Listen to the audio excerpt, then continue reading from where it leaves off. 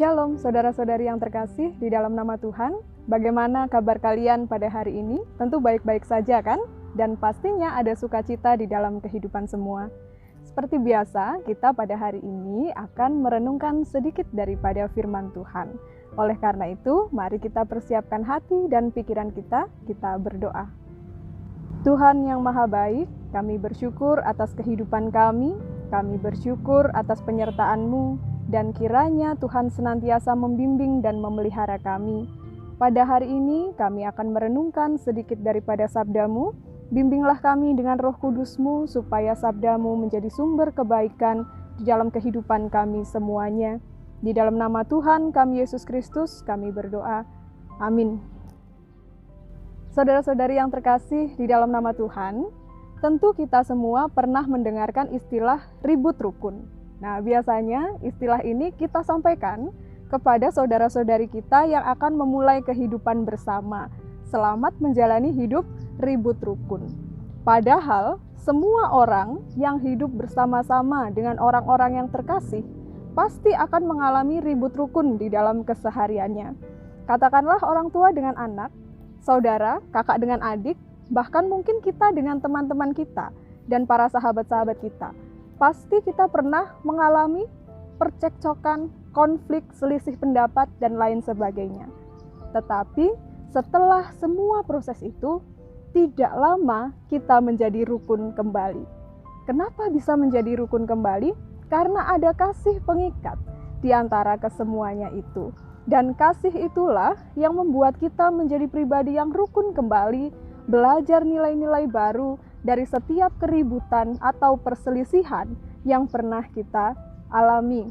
Nah, jika dengan sesama kita saja pernah mengalami ribut rukun, lantas bagaimana dengan relasi kita bersama dengan Tuhan? Pernahkah kita juga mengalami ribut rukun tersebut? Ayub sudah pernah mengalaminya. Di dalam Ayub pasalnya yang ke-39, ayatnya ke-25, kedahsyatan ditertawakannya. Ia tidak pernah kecut hati dan ia pantang mundur menghadapi pedang. Nah, kira-kira ayat ini disampaikan Tuhan kepada Ayub di dalam situasi apa? Nah, tepat sekali. Ketika mereka mengalami perselisihan pendapat. Ayub dengan Tuhan memiliki relasi yang sangat dekat. Hingga akhirnya pada suatu ketika Ayub mengalami proses kehidupan yang cukup sulit, yang cukup berat. Dan dikala itulah Ayub mulai bertanya-tanya mengenai penyertaan Tuhan di dalam kehidupannya. Awalnya Ayub menjalani pergumulan itu dengan sukacita, dengan keteguhan hati, tetapi lama-kelamaan apa yang terjadi? Ayub justru merasa Tuhan telah meninggalkannya. Dan semua keteguhan hati imannya itu berubah seketika menjadi keluhan-keluhan, menjadi protes-protes keras kepada Tuhan. Dan ayatnya yang ke-25 ini merupakan jawaban Tuhan kepada Ayub.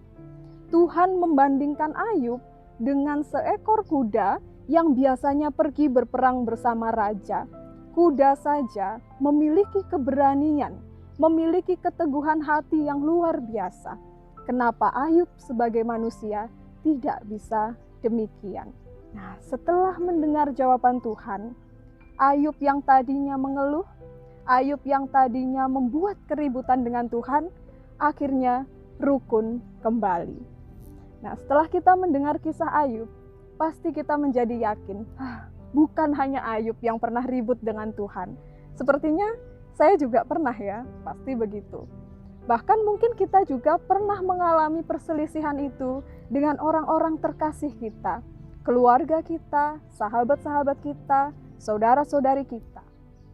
Tetapi belajar dari kisah Ayub, konflik, perselisihan adalah tanda bahwa ada kedekatan di antara kita. Hanya mereka yang dekat yang bisa berkonflik. Tetapi konflik itu pada akhirnya yang menentukan sebesar apa kasih kita terhadap pribadi-pribadi tersebut. Jika kita hanya tenggelam di dalam konflik, dan konflik itu tidak berkesudahan, maka hilang kasih di dalam relasi kita.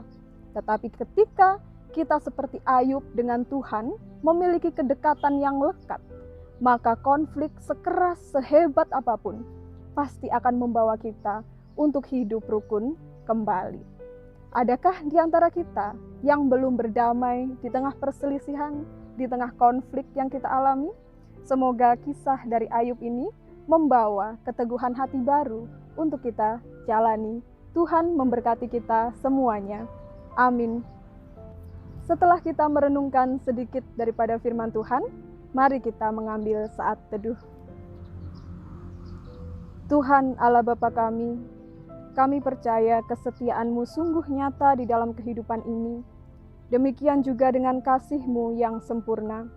Biarlah kiranya kasih itu juga membawa kami hidup di dalam kedamaian, keharmonisan, bersama orang-orang yang kami kasihi, orang-orang yang kami temui, terlebih dengan Tuhan sendiri. Mampukanlah kami Tuhan, kuatkanlah kami.